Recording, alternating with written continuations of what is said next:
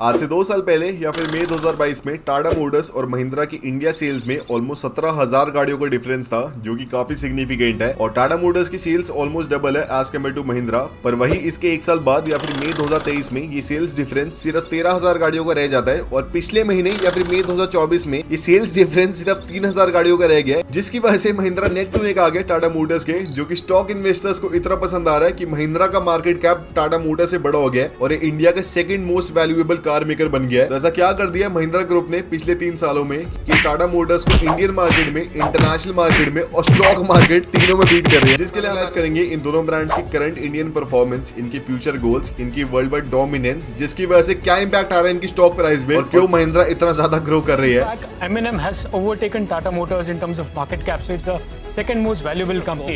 It's 30 grand cheaper almost. It comes with pretty much everything you need. It's arguably more capable off-road from the time we spent behind the wheel. First 60 minutes, the company did receive 50,000 bookings of this particular car. Apart from that, in the first 10 minutes, they have actually gone ahead and received 27,000 bookings. तो सबसे पहले अगर हम दोनों brands के current Indian performance को analyse करें तो टाटा मोटर्स की फिलहाल इंडिया में 11 डिफरेंट कार्स आती है, जिनका बेस मॉडल का एवरेज एक्स शोरूम प्राइस है 8.89 lakh rupees ex showroom India और टॉप एंड स्पेक का एवरेज एक्स शोरूम प्राइस है 16 लाख रुपए एक्स शोरूम इंडिया। पर वही अगर आप महिंद्रा के केस में आए तो इनकी फिलहाल इंडिया में 8 डिफरेंट कार्स आ रही है, जिनका basic average ex showroom price है 12 लाख रुपए एक्स शोरूम इंडिया और वही टॉप एंड स्पेक का एवरेज एक्स शोरूम प्राइस है 18 लाख रुपए एक्स शोरूम इंडिया। तो अगर आप एंट्री पॉइंट वैल्यू से देखें तो महिंद्रा की कार्स ऑलमोस्ट 3 लाख रुपए ज्यादा महंगी है as compare to Tata Motors की कार्स और टॉप एंड स्पेक में ऑलमोस्ट 2 लाख का ज्यादा डिफरेंस है, जिससे हमें क्लियरली दिख रहा है कि टाटा मोटर्स इंडिया के मासेस को टारगेट कर रही है, जिसमें वो सस्ती कार्स में काफी बढ़िया वैल्यू ऑफर कर रही है ताकि मासेस इन्हें खरीदे और बढ़िया इन्हें वॉल्यूम्स मिले।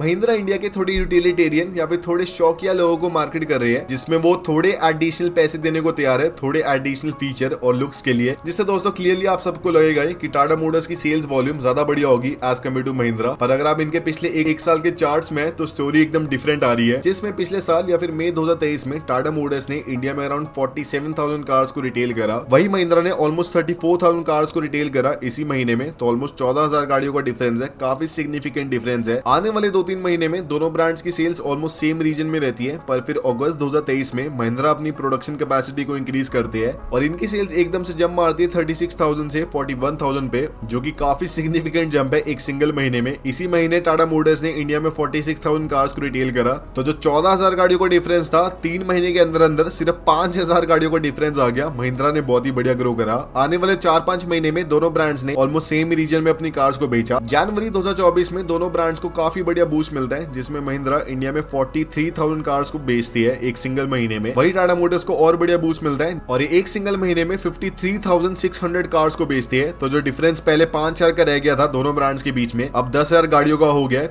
महिंद्रा काफी बढ़िया लीड कर रही है। पर आने वाले 4-5 महीने में मेन डिफरेंस आता है, जिसमें महिंद्रा की सेल्स ऑलमोस्ट इसी वाले लेवल के आसपास रहती है या फिर कुछ परसेंट से डिक्रीज होती है, पर वही टाटा मोटर्स की सेल्स हर एक महीने अराउंड 1,000 यूनिट से डिक्रीज होती है, जिसकी वजह से मई 2024 तक आते आते दोनों ब्रांड्स की सेल्स वॉल्यूम का डिफरेंस सिर्फ 3,000 गाड़ियों का रह जाता है, जो कि बहुत ही कम है। ये दोस्तों सिर्फ टिप ऑफ द आइसबर्ग है। इसके पीछे और बहुत ही बड़ी स्टोरी है, जिसमें मैंने आपको पहले तो बताया था कि महिंद्रा की गाड़ियां ऑलमोस्ट 2-3 लाख रुपए ज्यादा महंगी है as compare to Tata Motors की कार्स, अगर आप कहीं से भी कंपेयर करें। पर इसके अंदर अगर आप और देखें तो टाटा मोटर्स का पिछले क्वार्टर में एवरेज ट्रांजैक्शन प्राइस पर कार अराउंड 9.28 लाख रुपीस का है, जो कि डिसेंट है। पर वही महिंद्रा के लिए अगर आपको एवरेज ट्रांजैक्शन प्राइस कैलकुलेट करना है तो हम लोगों के लिए ऑलमोस्ट इंपॉसिबल है, क्योंकि महिंद्रा अपने फाइनेंशियल रिजल्ट्स में अपने 3 व्हीलर वाले रेवेन्यू को भी अपने ऑटोमोटिव रेवेन्यू के अंदर ही ऐड करके शो करते हैं। तो हमें पता नहीं उनका ऑटो रिक्शा से कितना रेवेन्यू आ रहा है बेच के।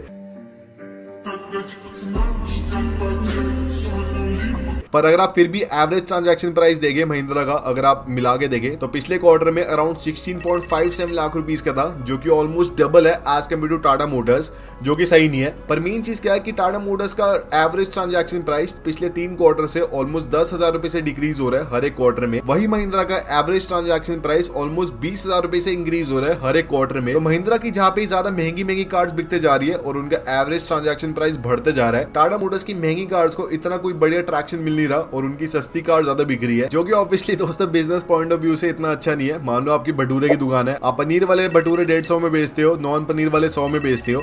ऑब्वियसली आपका पनीर वाले में ज्यादा बढ़िया प्रॉफिट होगा, क्योंकि पनीर की कॉस्टिंग क्या ही होती है। पर आपकी अगर 100 रुपए वाले ज्यादा बिक रहे हैं तो आपको कम मार्जिन मिलेंगे एज कम्पेयर टू अगर आप पनीर वाले बेच पा रहे हो। यही टाटा मोटर्स के साथ हो रहा है, और यही अगर आप क्लियरली इनके सेल्स वॉल्यूम में देखें तो टाटा मोटर्स का इंडिया में बेस्ट सेलिंग प्रोडक्ट लाइन इनकी पंच वाली है। वही महिंद्रा की इंडिया में बेस्ट सेलिंग प्रोडक्ट लाइन इनकी स्कॉर्पियो वाली है। तो लिटरली स्कॉर्पियो जो है ऑलमोस्ट डबल प्राइस की है एज कम्पेयर टू पंच। अगर आप बेस मॉडल ही कंपेयर कर ले, टॉप मॉडल अगर आप कंपेयर कर लोगे तो 3 गुना का डिफरेंस है। तो यार इधर ही क्लियरली दिख रहा है। और ये भी अगर कम है तो स्कॉर्पियो के अलावा भी महिंद्रा की हर एक गाड़ी में पिछले एक साल में year on year volume increase आया, मतलब हर एक गाड़ी ज्यादा बिक रही है इस साल एज कम्पेयर टू पिछले साल। वही अगर आप टाटा मोटर्स के केस में देखें तो पंच के अलावा हर एक गाड़ी में year on year sales decline आया है। स्पेशली अगर आप इनके हाई एंड मॉडल्स में जाए, फॉर एग्जाम्पल हैरियर या फिर सफारी, उनमें ऑलमोस्ट 30% का ईयर ऑन ईयर डिक्लाइन आ गया सेल्स वॉल्यूम में, जो कि काफी खराब बात है एक ब्रांड के लिए। हो सकता है लोगों को इनकी कार्स थोड़ी महंगी लगने लग गई हो, जो कि मेरे ख्याल से हो भी गई है। हो सकता है लोगों को बाकी कार मेकर्स की कार ज्यादा वैल्यू फॉर मनी लगती हो, और ये सब भी दोस्तों तब हो रहा है जब महिंद्रा के पास ऑलमोस्ट 2,20,000 गाड़ियों का बुकिंग बैकलॉग है। वही टाटा मोटर्स जैसे भाई हवाबाजी नहीं करते कि उनके पास कितना बड़ा बुकिंग बैकलॉग है, पर यार ऑब्वियसली महिंद्रा से तो काफी कमी होने वाला है।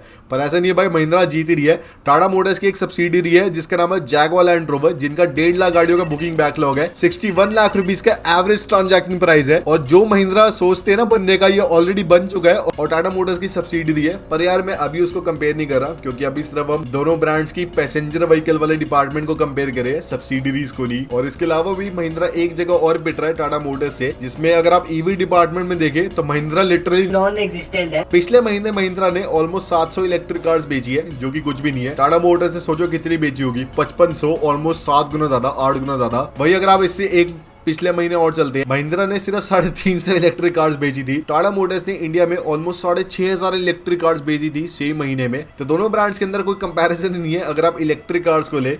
और मैं भी अगर आज जाऊँ कोई इलेक्ट्रिक गाड़ी खरीदने तो मेरी फर्स्ट चॉइस टाटा मोटर्स ही होगी। महिंद्रा के पास भाई अभी क्वालिटी अच्छी नहीं है इलेक्ट्रिक कार्स की, हो सकता है फ्यूचर में आ जाए, पर अभी तो भाई टाटा मोटर रियल विनर है इलेक्ट्रिक वाले डिपार्टमेंट में, जिसकी वजह से अगर आप दोनों ब्रांड्स के फ्यूचर गोल्स देखें तो एकदम डिफरेंट है। तो इसलिए अब हम चलते भाई फ्यूचर में दोनों ब्रांड्स के, जिसमें अगर आप देखें अगले एक साल में टाटा मोटर्स इंडिया में 3 डिफरेंट कार्स को लॉन्च करने वाले हैं, जिसमें एक तो कर्व होगी, एक कर्व इलेक्ट्रिक होगी और एक हैरियर इलेक्ट्रिक होगी। 2 इलेक्ट्रिक कार्स लॉन्च होगी और एक आपको नॉर्मल आईसी इंजन वाली गाड़ी मिलेगी, जो कि ऐसे सेल्टॉस वगैरह को राइवल करेगी इंडियन मार्केट में। वही अगर आप महिंद्रा की केस में देखें तो इंडिया में 2 डिफरेंट कार्स ये लॉन्च करेंगे। एक तो थार 5 डोर, जो कि काफी प्रॉमिसिंग प्रोडक्ट है और इसकी ऑलरेडी काफी बढ़िया हाइप है। साथ ही में महिंद्रा अपनी XUV E9 को लॉन्च करने वाले हैं, जो कि XUV 700 का एक थोड़ा कूपेश, एक थोड़ा प्रीमियम वर्जन है, जो कि डायरेक्टली हैरियर वगैरह से राइवल करेगा। साथ ही में आने वाले और सालों में टाटा मोटर्स अपनी सिएरा को और अपने एक नए लग्जरी सब ब्रांड या फिर अविन्या को इंडिया में लॉन्च करेंगे। वही महिंद्रा ने अपना एक सब ब्रांड बना दिया है जिसका नाम है बॉर्न इलेक्ट्रिक, जिसके अंदर 5 डिफरेंट नई इलेक्ट्रिक कार्स को लॉन्च करने वाले हैं, जो कि लिटरली सारी सेम दिखती है, मुझे कोई डिफरेंस नहीं लगता। और अगर आपको नहीं पता तो टाटा मोटर्स और महिंद्रा दोनों की एक इलेक्ट्रिक व्हीकल सब्सिडरी है। टाटा मोटर्स की .EV है उसका नाम, और महिंद्रा का बॉर्न इलेक्ट्रिक है। दोनों की वैल्यूएशन 10,000 करोड़ की है। मेरे ख्याल से टाटा मोटर्स वाली में NED पिक करूंगा एज कम्पेयर टू महिंद्रा, क्योंकि भाई इनके पास कोई सेल्स वॉल्यूम तो है ना।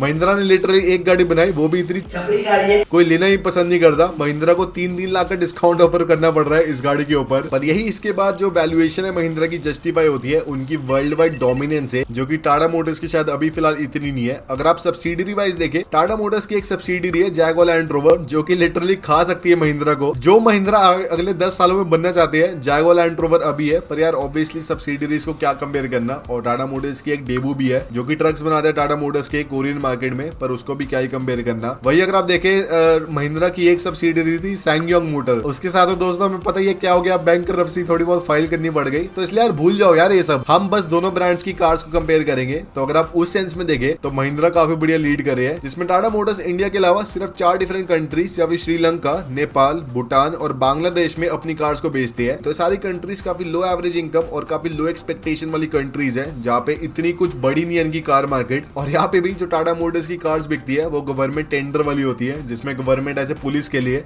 या फिर आर्मी के लिए टेंडर निकालता है, तो उसको फुलफिल करने के लिए टाटा मोटर्स अपनी कार्स को बेचती है। वही अगर आप महिंद्रा के केस में देखें तो महिंद्रा अपनी कार्स को 4 डिफरेंट कॉन्टिनेंट्स में और 17 डिफरेंट कंट्रीज में एक्सपोर्ट करते हैं। लिटरली एक डिफरेंट कार मेकर है महिंद्रा इंडिया के बाहर। और ये 17 भी भाई ऐसे छोटी मोटी कंट्रीज नहीं है, प्रॉपर कंट्रीज है बड़ी वाली, जिसमें अगर आप ऑस्ट्रेलिया चले जाए तो वहां पे ऑस्ट्रेलियंस XUV 700 को मैक्सिस G90 या फिर MG ग्लॉस्टर से कंपेयर कर रहे हैं। And then there's the LDV D90, which you can get for 38 grand or thereabouts, drive away, and it comes with a 2-litre turbo petrol engine. क्योंकि ये उससे सस्ती है और ऑलमोस्ट वैसे फीचर ऑफर कर रही है। स्कॉर्पियन को फॉर्च्यूनर का एक ज्यादा वैल्यू फॉर मनी ऑल्टरनेटिव बता रहे हैं, उससे ऑलमोस्ट आधे प्राइस में, और लोग काफी से पसंद भी कर रहे हैं। 100% agree. I think the Scorpio wins in this comparison. However, I can see the Fortuner winning if you're safety conscious. अगर आप साउथ अफ्रीका चल जाए तो वहाँ पे स्कॉर्पियो क्लासिक पिकअप वहाँ का बेस्ट सेलिंग पिकअप ट्रक्स में से एक है, और लोग इनकी XUV 300 और बाकी स्कॉर्पियो N वगैरह को भी काफी पसंद कर रहे हैं इंटरनेशनल मार्केट में। अमेरिका में महिंद्रा अपनी रॉक्सॉर बेचते थे, जो कि अमेरिकन को एज अ बगी काफी पसंद थी, पर इसके बाद फिर जीप का थोड़ा पंगा पड़ गया, कलेश पड़ गया, और इन्हें थोड़ी डिजाइन में चेंजेस वगैरह करने पड़ गए। तो इससे क्लियरली दिख रहा है महिंद्रा कितने ज्यादा सीरियस है इंटरनेशनल कंट्रीज को